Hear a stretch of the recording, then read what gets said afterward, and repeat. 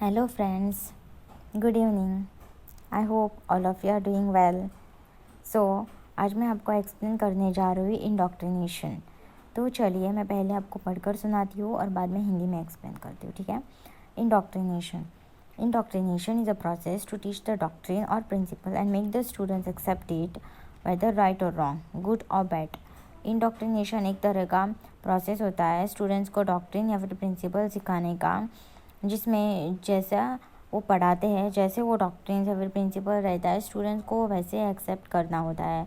चाहे वो गलत हो या फिर सही हो, अच्छा हो या फिर बुरा हो, जैसे पढ़ाते हैं वैसे एक्सेप्ट करना होता है उन लोगों को। It does not allow reasoning और क्रिटिकल थिंकिंग। मतलब ये जो इंडोक्ट्रिनेशन रहता है वो बिल्कुल भी अलाउ नहीं करता है कि आप कुछ भी रीज़न करें, कुछ भी क्रिटिकल थिंक करें।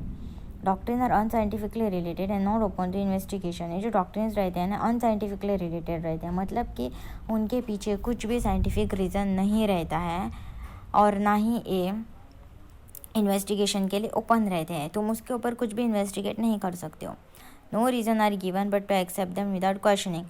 मतलब आपको क्यों एक्सेप्ट करना चाहिए, ऐसा कुछ भी ऐसा वैलिड रीज़न नहीं दिया रहता है, बल्कि आपको वो जैसा है वैसा एक्सेप्ट करना होता है, कुछ भी क्वेश्चन पूछे बगैर। When such a doctrine is transmitted to another, it is called indoctrination। मतलब जब भी इस तरह का कोई डॉक्ट्रिन हम किसी और इंसान को ट्रांसमिट करते हैं तो उसे इंडोक्ट्रिनेशन कहते हैं। Intentionally imparting something without allowing the receiver to think और एक्ट इज इंडोक्ट्रिनेशन। हम जब इंटेंशनली किसी को इन डॉक्ट्रिन के ऊपर नॉलेज इम्पार्ट करते हैं,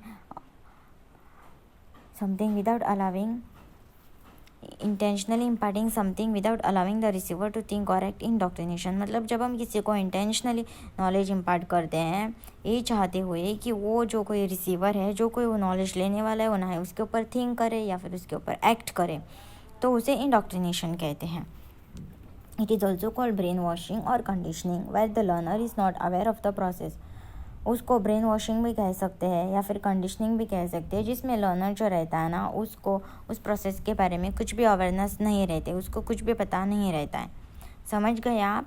मतलब तो अगर मैं इन ब्रीफ अगर एक्सप्लेन करने जाऊँ तो इंडोक्ट्रिनेशन क्या है। इंडोक्ट्रिनेशन एक प्रोसेस है जो जैसे आपको सामने वाला बताता है वैसे एक्सेप्ट करना होता है, ना ही उसके ऊपर कोई प्रूवन रीज़न है, ना ही आपको उसके ऊपर क्रिटिकल थिंक करना होता है और ना ही एक क्वेश्चन करने के लिए ओपन रहता है। आपको वो जो सामने वाला जैसे बताता है वो आपको वैसे एक्सेप्ट करना होता है, ठीक है। तो चलिए आगे बढ़ते। There are 2 types of indoctrination. तो 2 तरह का इंडोक्ट्रिनेशन होता है। One is authoritative and another is democratic indoctrination. एक जो रहता है वो अथॉरिटिव इंडोक्ट्रिनेशन रहता है और जो दूसरा रहता है वो डेमोक्रेटिक इंडोक्ट्रिनेशन रहता है। Authoritative indoctrination is one with compulsion and without considering the desires and feeling of students। यानी कि authoritative indoctrination मतलब क्या? authoritative indoctrination रहता है जिसमें compulsion रहता है और एक कंपल्सरीली स्टूडेंट्स को एक्सेप्ट करना होता है, कंपल्सरीली एक्सेप्ट करना होता है। मतलब वो ना ही उनके without considering the desires and feelings of students, ना ही वो अपने मतलब उनको ऐसे डिज़ायर हो या फिर ना उसको एक्सेप्ट करने का, उनको फिर भी कंपल्सरीली वो एक्सेप्ट करना ही होता है।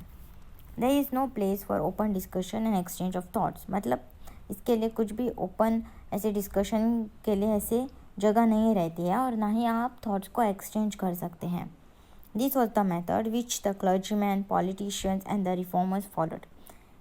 यही एक मेथड रहता है जो क्लर्जीमैन रहते हैं, जो पॉलिटिशियंस रहते हैं और जो रिफॉर्मर रहते हैं, उन लोगों ने फॉलो किया था। तो उसे ऑथोरिटिव इंडोक्ट्रिनेशन कहते हैं, जो कंपल्सरीली आपको एक्सेप्ट करना होता है, ठीक है। Another one is democratic indoctrination. जो दूसरा है वो डेमोक्रेटिक इंडोक्ट्रिनेशन है, which is a new approach. एक तरह का न्यू अप्रोच है which enables the student to educate themselves with interest, skill, contemplation, with experiments and comparison on a voluntary basis। मतलब ये स्टूडेंट्स को एजुकेट करने के लिए अलाव करता है, वो स्टूडेंट्स को इंटरेस्ट देखता है, उनका झील, कंटेम्पलेशन या फिर जो एक्सपेरिमेंट्स रहता है उन सब बेसिस के ऊपर वो लोग उसको एक्सेप्ट करते हैं। This will stimulate the students and makes them to involve in the educative process. मतलब ये जो रहता है उनके ऊपर थोपा नहीं जाता है, वो अपने मर्ज़ी से एक्सेप्ट करते हैं, अपने इंटरेस्ट के साथ उसको लर्न करते हैं। समझ गए? आई होप आपको इंडोक्ट्रिनेशन और उसका 2 types of indoctrination, that is authoritative and democratic indoctrination, आपको अच्छे से समझ में आया होगा। तो थैंक यू।